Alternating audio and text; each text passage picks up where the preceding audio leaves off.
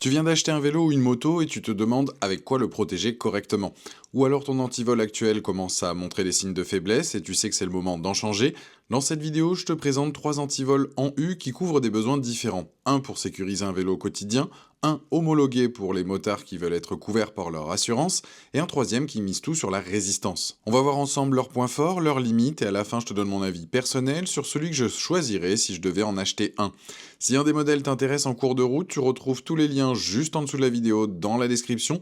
Ce sont des liens affiliés Amazon, ça ne change absolument rien pour toi au niveau du prix, mais ça soutient la chaîne et ça m'aide à continuer ce genre de comparatif, donc si tu passes par là, merci d'avance. On commence avec le moins cher de la sélection, on démarre avec un antivol taillé pour les budgets serrés, le Sigtuna Wodan.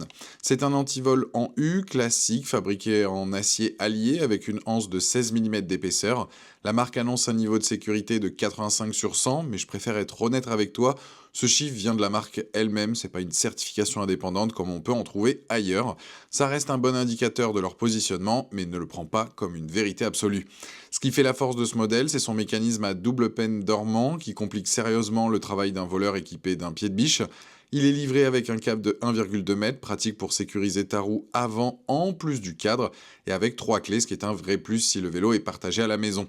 Le support de fixation se clip sur le cadre avec une bande velcro simple et efficace pour le transporter sans qu'il traîne dans ton sac. Maintenant, les points à connaître avant d'acheter, plusieurs utilisateurs signalent que le support ne s'adapte pas à tous les vélos électriques, notamment quand la batterie est collée à la potence.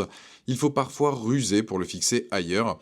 Et même si le prix reste contenu, l'antivol n'est pas spécialement léger, donc si tu cherches la légèreté pour le transporter au quotidien, c'est un point à garder en tête.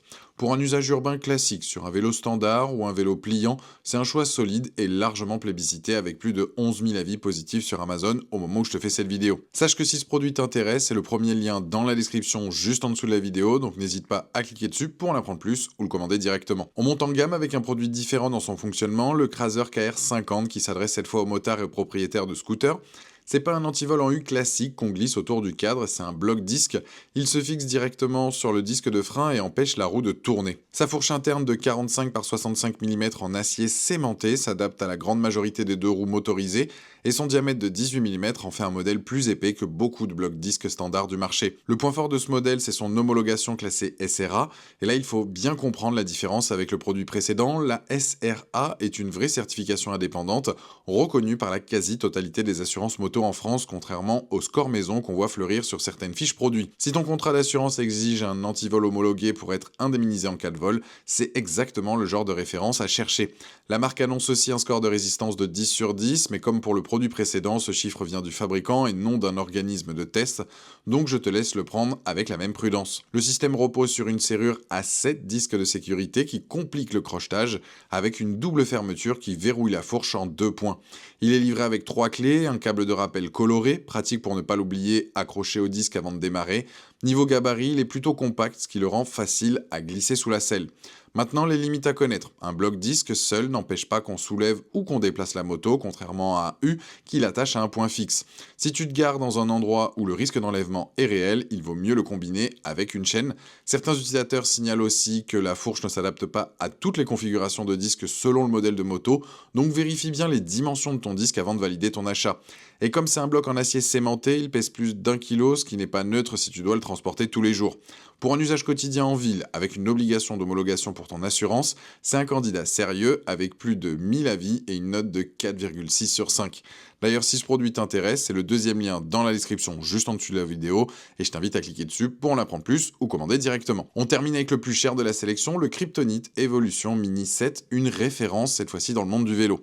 Cette fois, on retrouve un vrai antivol en U avec une anse en acier trempé de 13 mm qui résiste aux tentatives, aux coupes-boulons et aux pieds de biche.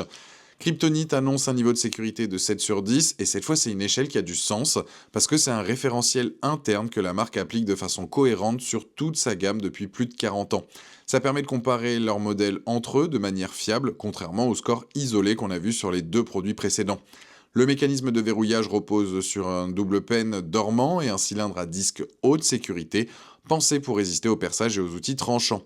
Il est livré avec un câble flexible à double boucle qui te permet de sécuriser ta selle ou ta tige de selle en plus du cadre de la roue.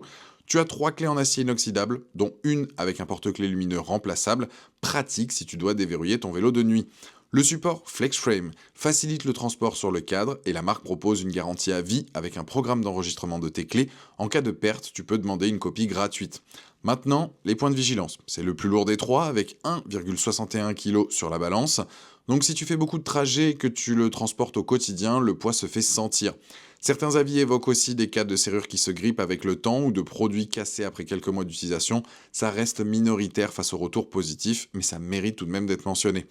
Et comme pour beaucoup d'antivolants U, le câble fourni est plutôt fin, il sert surtout à compléter le U et pas à remplacer un vrai antivol sur les deux roues. Avec plus de 13 000 avis et une note de 4,5 sur 5, c'est clairement le modèle qui inspire le plus confiance sur la durée pour un usage vélo sérieux, et c'est donc le troisième lien dans la description juste en dessous de cette vidéo. Alors qu'est-ce qu'on retient de ces trois antivols? Le Sigtuna est un super choix si ton budget est serré et que tu veux juste sécuriser un vélo au quotidien dans un cadre urbain classique. Le Cruiser, lui, change complètement de catégorie. C'est l'option à choisir si tu roules en moto ou en scooter et que ton assurance te demande une homologation SRA. Dans ce cas, il n'y a même pas vraiment de débat. C'est la référence à avoir. Et le Kryptonite ferme la sélection avec le meilleur niveau de finition et la réputation la plus solide dans le monde du vélo. Si tu me demandes mon avis personnel, en excluant le cas du motard qui a une obligation d'assurance, je pencherai pour le Kryptonite Evolution Mini 7. Le câble à double boucle pour sécuriser la selle en plus du cadre, les clés avec porte-clés lumineux, la garantie à vie sur l'enregistrement des clés, tout ça fait une vraie différence sur la durée et l'échelle de sécurité de la marque est cohérente d'un modèle à l'autre, ce qui me rassure plus qu'un chiffre marketing isolé. Oui, il est un peu plus lourd, mais pour un vélo qui reste attaché plusieurs heures par jour en ville, je trouve que ça vaut le coup. Si ton budget est plus limité, le Sigtuna reste un choix tout à fait honnête, ne le sous-estime pas juste parce qu'il est moins cher de la sélection.